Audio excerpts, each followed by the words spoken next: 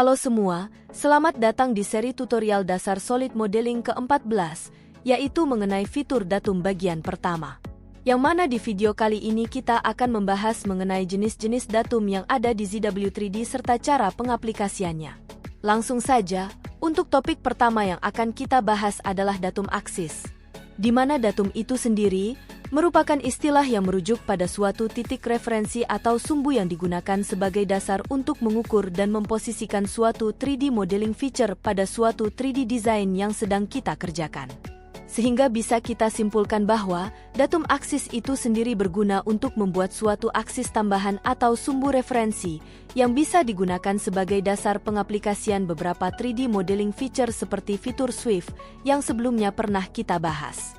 Bisa kita lihat di sini, secara sederhana ada 7 cara pengaplikasian fitur datum aksis, yaitu geometri, center axis, 2 points, lalu point and direction, atau bisa juga sebagai intersected face, angular bisector dan on curve. Jadi itu saja untuk penjelasan singkatnya. Untuk pembahasan detailnya bisa kita coba saja di ZW3D. Di sini saya sudah membuat beberapa contoh kasusnya. Untuk mengaktifkan fitur datum itu sendiri, bisa kita cari pada ribbon tab datum, atau bisa juga dengan cara klik kanan pada working area, lalu pilih opsi insert datum dan pilih opsi datum aksis yang akan kita bahas. Mulai dari by geometry, di mana kita bisa membuat datum aksis berdasarkan dua entitas yang kita pilih, misalnya pada top face ini, lalu pada corner point-nya. Sehingga datum aksisnya akan diatur dengan posisi yang perpendikular pada top face serta konsentrik pada corner point yang dipilih. Selain itu, kita juga bisa mengatur panjang dari datum aksis yang kita buat dengan menceklis opsi length pada parameter display. Lalu untuk orientasi arah dari datum aksisnya juga bisa kita atur dengan menceklis opsi flip direction pada parameter orientation-nya. Dan kita juga bisa mengkostumisasi parameter datum atributnya dari warna, style, lebar hingga datum formatnya, bisa kita sesuaikan dengan kebutuhan desain yang kita lakukan.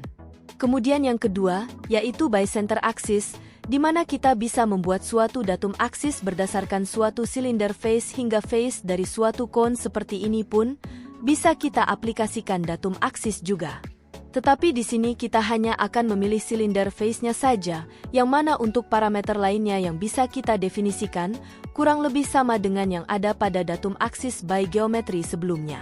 Lalu yang ketiga, yaitu by 2 points, di mana kita bisa membuat suatu datum aksis berdasarkan dua buah poin yang sudah kita buat. Di sini kita pilih saja first point dan end point-nya lalu klik OK, sehingga nanti posisi dan panjang datum aksisnya akan menyesuaikan dengan kedua poin yang kita pilih.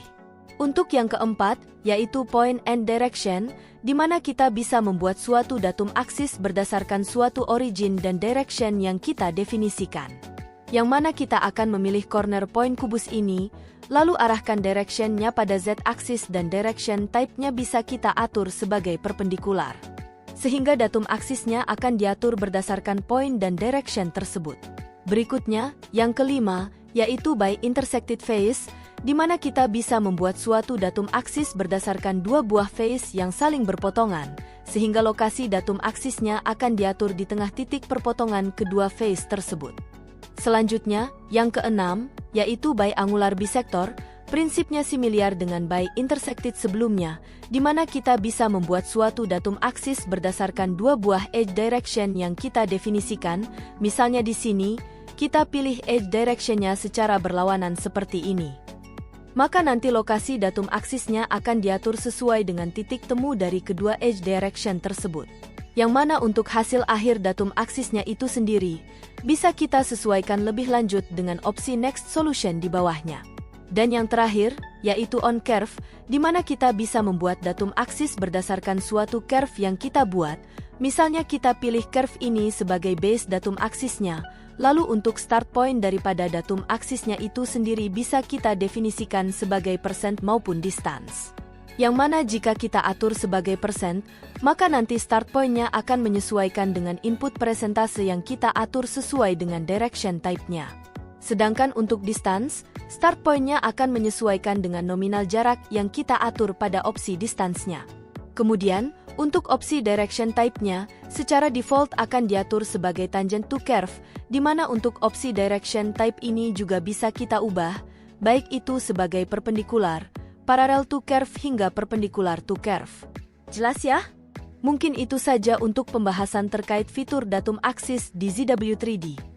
Jika kalian memiliki pertanyaan, kalian bisa langsung menanyakannya di kolom komentar, atau melalui email yang saya cantumkan di deskripsi video ini. Sekian dari saya. Thank you.